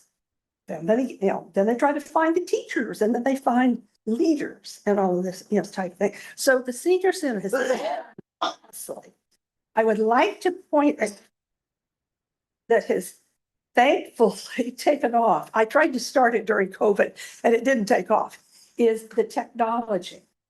Technology for seniors, absolutely critical to living in today's world. And you have your techie teens, I believe, and I think that's been pretty successful. And that is in two ways.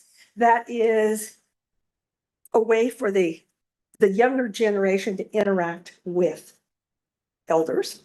And then also we have learning from each other. And I am convinced that seniors teaching seniors is one of the most effective ways of learning the new digital technology. Because I've had people say, well, I took this class, but they really told me too much. I wasn't ready to absorb an hour's worth. I needed the first 15 minutes, and so I think that I don't see any real gaps in the recreational. What I do see is a lot of other gaps. And for example, I urge all of you to read the survey. Unfortunately, what was posted was the executive summary, which is very, very poor. You need to get into the details. And for example, mental health. One of the real gaps is affordable health. Now, I would offer to provide a presentation on the types of senior facilities that are available here in Cupertino, advocating for Westport, which will be on the city agenda. Yeah, we lack housing for seniors. We lack transportation for seniors. That's what we need to concentrate on. Now, I will also give you a copy of the city work plan. I have no idea what some of this is about. Let's put it this way. Interpreting what showed up on the city work plan Thank you. is challenging, I would say. Thank you very much for your presentation and for the paper that you have given us. I appreciate that very much. Oh, by the way, there are 4 surveys. Yes, we are aware of. 4. Yes. Thank you.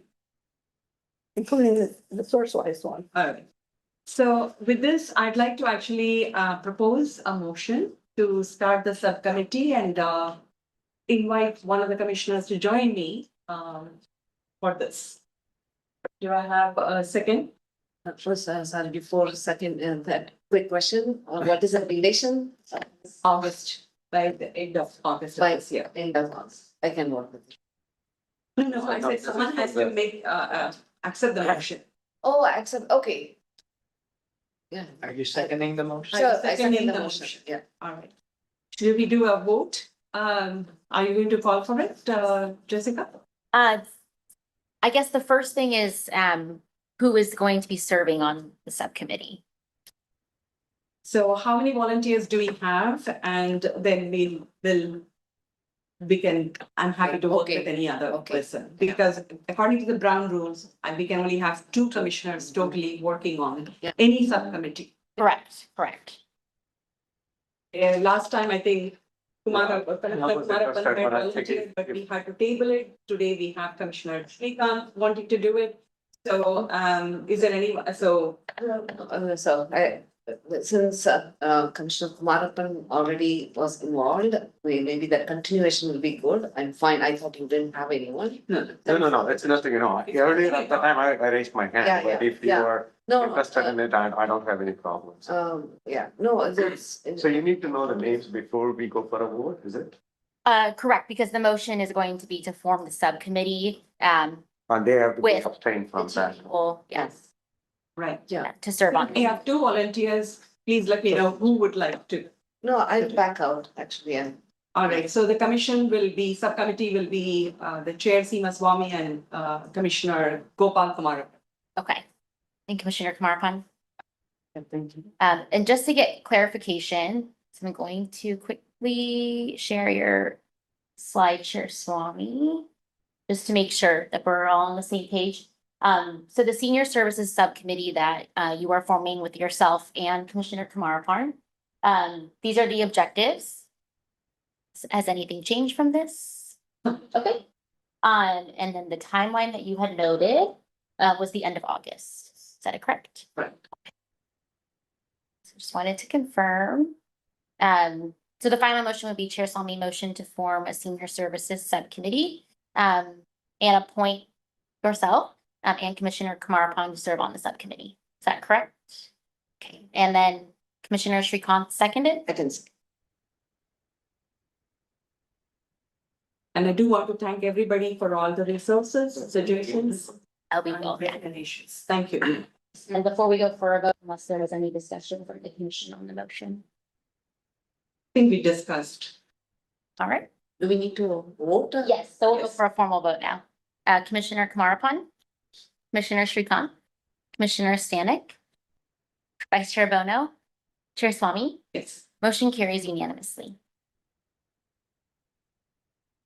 Right, Thank you. So we go to the next item on the agenda, staff and commission reports.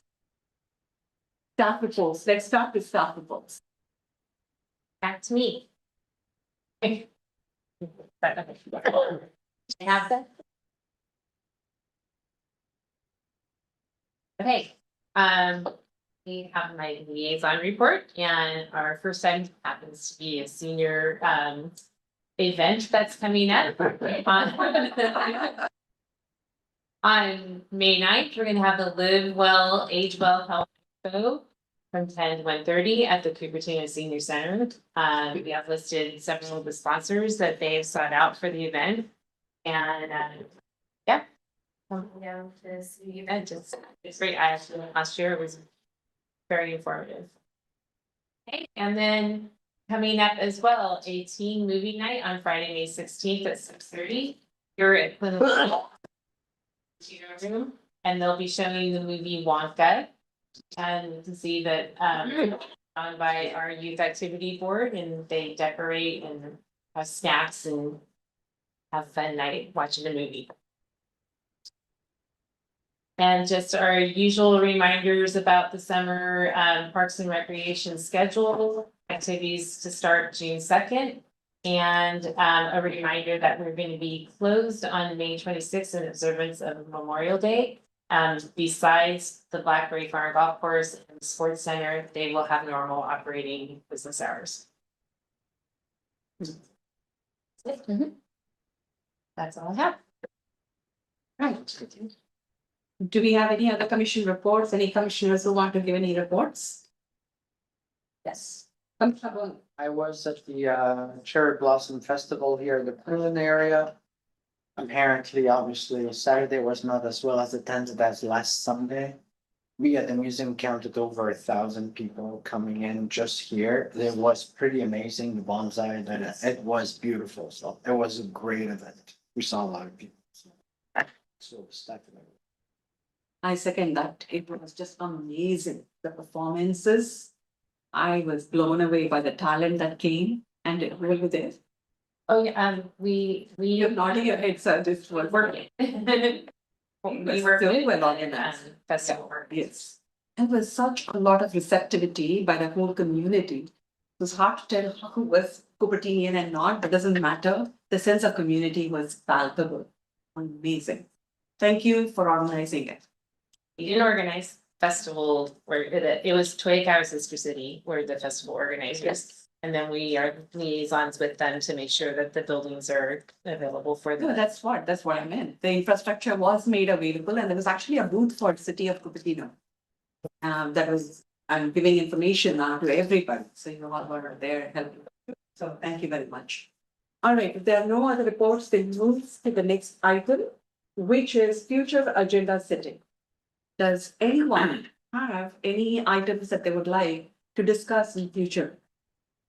Commissioner Bona. Yes, I would like to go back to what the public announced it earlier.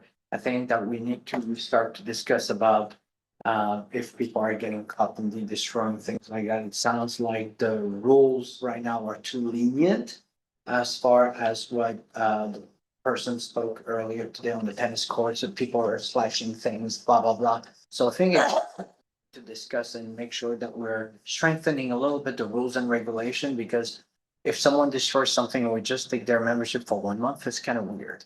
Obviously, they shouldn't be on premises to begin with, so I just want to make sure that we're adding that so that we can take care of it as well, because we need to protect our parks and recreation and facilities. Could I have a point of clarification on that? Because I believe he was speaking about bot users using the reservation process.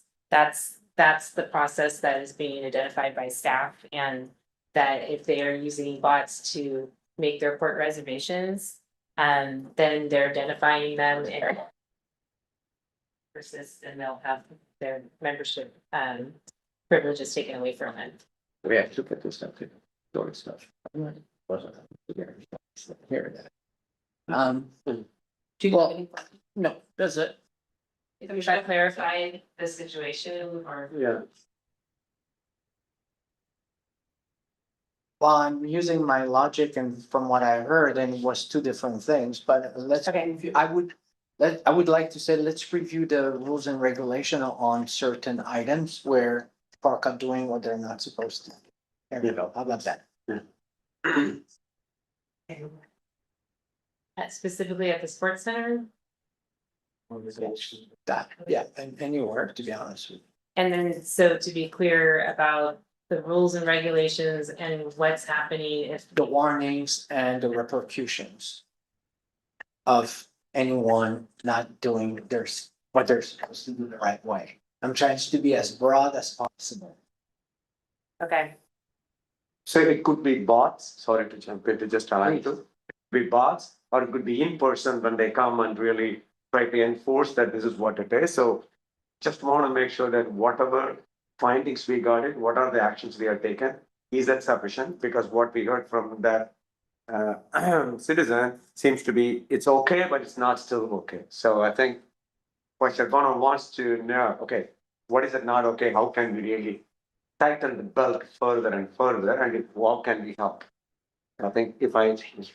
So just for my understanding, yeah, Yes, Commissioner Shikha. yeah, from my understanding, during that agenda, you want to review the rules and regulations and then map it up to the issues? Is that what you want To us to do? review them, yes. Okay, You want to review the rules and regulations? Yeah, The in repercussions. case something somewhat, some kind of change or updated to make sure that it's fair for everyone and to have a variance and see if that makes sense. And I try to bring it to as broader as possible so that I don't emphasize on specific issue, just to make sure that we're having rules that make sense. Okay, So- Commissioner Shrikanth. yeah, sorry, I want to try to understand, I come prepared for the meeting. What is the goal of this agenda item? What do we want to achieve by brainstorming, reviewing and brainstorming on this in next month's session? What is the outcome that we are expecting from this agenda item? Make resident happy and respond accordingly, respond accordingly. No, I'm asking about our action item for next month. What, like, we are going to review, and then are we coming up with a proposal to Yeah. the city council about Yes. revising those rules and regulations?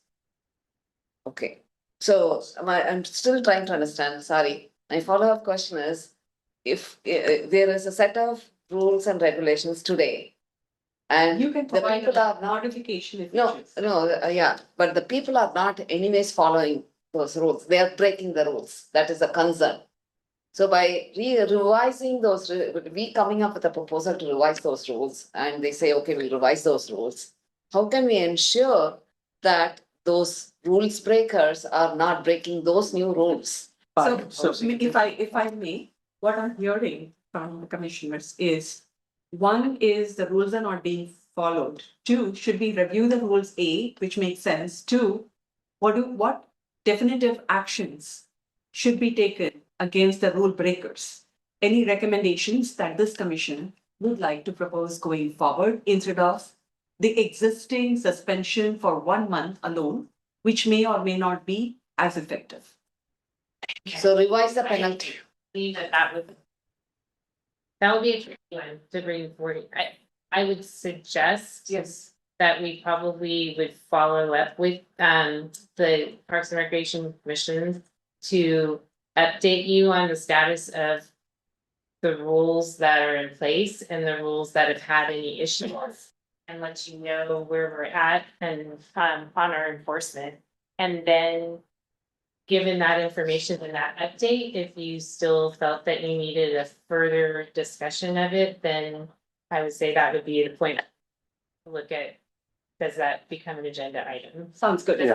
That sounds perfect. Sounds good, okay, Absolutely. now I Can we actually add one thing, because what was brought to our attention is that Cupertino is significantly cheaper in reserving the courts for $10 a whole day as opposed to $16 an hour for neighboring cities. If so, could we at least have a discussion reviewing the non-resident fees for sports facilities? Okay, so again, that would kind of fall like into the same as our indoor facilities, that we are looking at market rates, we're looking at polling. Yeah. Local, like to like facilities. And so I would say that could be an update on what our fees are, so that you can understand, maybe like what we looked at and comparing our fees to other fees. And following that, we could potentially have an agenda item to discuss updating it should we feel that there is a huge disparity in the fees. Because $10 for a whole day seems like a really good deal for other people. The update would be to the commissioners to let you know what our rate is. Exactly. And I believe that was for a day use to come into the sports centers. Yes. I'm not sure that that's exactly just a 1-for-1 on a court reservation. I'd have to look at that myself. But it was the day use that I believe Yes. he said. So just an update on what our day use is, and then. And what is the day use The entail? last time they polled, because Yeah. we did, recently go through a request for proposal at the Sports Center, so we may have some updated information to know where we sit after polling. So I think, again, fees are kind of more operational right now, and so we can update you on what the fee is, and where it falls in comparison to. Absolutely, absolutely. It's not that we want to step into the roles of staff, but just to say a recommendation that might benefit particularly the Cupertino residents going forward. That is all. It's a suggestion. It is not so much imposition over the, or, of the will of the commission or anything. It's just Right. discussing it Feedback. about what is a better way we think after the discussions. And it is up to the staff to take it in their stride, because ultimately we really are working for the Cupertino residents in cohesion with the staff. Right. Okay, all right. Next, Commissioner Kumarappan. Thank you. But would like to see an item where the teen commission. I know teen, because one of the things when I came on board here on what one of the key thing is that how do we connect seniors and teens and do it? So it looks like what we just heard from the public too, so it looks like there are. So whatever the group it is, I do not know, so they help seniors, right? Similarly, they may be helping others too. So I would like to see what's our, if you could request a rep from a teen commission to come and present to us on what do they do specific to seniors? Any of the activities they do year long, part or any of the programs they do, it will be good to listen to it. I'm ready to go to teen commission to sit there and listen to, but I'll be going as a public, so it'll be good if we could really have them, and it'll be good exposure for them as well. To come and I've seen a couple of those team members there in the Big Bunny one, so it's great. They're very excited, enthusiastic. They're doing a lot of things. But what do they specifically, their focus and what their goal for this 2025, 26 to help seniors? Will be great. That would be one agenda item I would like to see it, whenever it is, maybe next month or month after. Clarify on that our teen commission is not running any programs with anybody, because our teen commission is advisory. So they are not running any programs. We do have the youth activity board, and that is teens running programs, organizing and implementing programs. We also have recreation event volunteers, that is teens. So maybe I misspoke. So maybe, yeah, youth advisory or the techie, any youth or related, I don't know whether they come under teen commission or it comes under the umbrella of Park and Rec, I believe, correct? Because they have. We do bring our teen program to this commission in October. I could update you on senior specific items. It would be good to bring it early, because the reason is that I know I can go and do it since we are going to do something by August. I would like to hear from them, what do they do? Find out so that it also helps. So that's the only reason I wanted to. October may be too late. That's why I'm putting it at cost. Okay, that's another tricky one, because our teams tend to be very school year, and then So by vacation, next 2 months, they'll be gone for the vacation? for us to say in May, come in June. No, it's okay. No. And I have to talk about the group, but we could easily update you from the staff as to what teen senior programs we have running, so. That's okay too. That's okay too. Yeah, that's even the staff. Be an agenda item, or can that be an update item? I don't know, because we haven't had that one, so it'll be good to have an agenda item on it. Right? Because when the updates on, once you discuss, then you bring an update on it. Right? If this is never discussed. First An time. update item would be something that we could follow up with, email to each of the commissioners. Then you could know before the next meeting, we wouldn't even have to wait, we could just give you that information. It'll be good to have an in-person chat. That's my request. So if others don't want, it's fine, but I would like to see them. They can send the material earlier, like you presented on, like she presented for the Lawrence Wiki kind of would like to see what they are. The staff who coordinates with the police commissions, all of the youth advisors. That's you. Okay, lucky you. So. Yeah, you can. And then we would like to discuss. I just want to listen to it. Whatever format is it to you and the staff, it's fun, but I would like to hear what do they do? How do they do, how often they do, how it benefits? And how many seniors are getting benefited because of them, because that's a very important factor. The team, youth and the seniors, and I would like to see that. That's, so whatever film is agenda or update, I don't know. Thank you. And lastly, a very short one, pickleball is, everyone loves pickleball. It's just become a national rage, so to speak. I don't live near any of the courts, those people, but a lot of people say that, oh, it's the sound of the pickleball can be maddening, it goes on, and we have all discussed how to reduce the sound even when we're talking about the Memorial Park. I have since learned that there are quiet rackets. How do we discuss that? Because that seems like it's the cheapest rather than putting up sound and all kinds of physical obstructions to reduce the sound. How do we go about a discussion in a future agenda item where Cupertino City says that if we play pickleball on our courts, it has to be with a quiet pickleball paddle?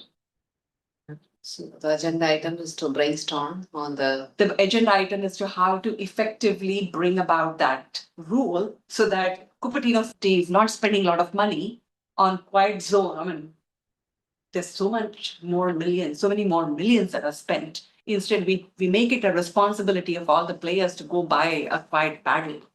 I have a question in that regard. It's like, let's say I love tennis. Hmm. And there's ways to have quiet tennis. The goal is, do you really want to play tennis and hear no sound when it hits your It's not racket? that there's no sound, it's a muted sound. It's a muted It's a sound. contained It's a sound. contained sound. Got it. Apparently, I'm not a pickleball player. I'm not either. I don't even live Yeah. close to it, but I am just thinking about those who are sitting and who live close by. And this topic has come up in the commission multiple times. Oh, how do we reduce the sound? Let's actually put more bushes, let's put trees, let's put a wall. It's expensive. Let everybody take the responsibility. It's not very expensive. You want to play it, passionate about it, go buy a paddle that's quiet. Yeah. And it doesn't cost the city money, millions of dollars. And we find out sometimes that players are not even aware that they have that option. Exactly. We can inform them. Commissioner Kumarappan. Yeah, maybe just add on to it. I play pickleball. So the sound is completely subjective, let me Yes. tell you. And the paddles, whatever we refer it, I have 4 different paddles. Ranges from $250 to $60. Because my son plays, he is the one pulling me in. It's very, very difficult, and it's a personal of what paddle they use and how they it is. It's near to impossible to control based on, I'm telling you, what paddle they need to use and police it kind of nearly impossible, because I bring them with 4 paddles.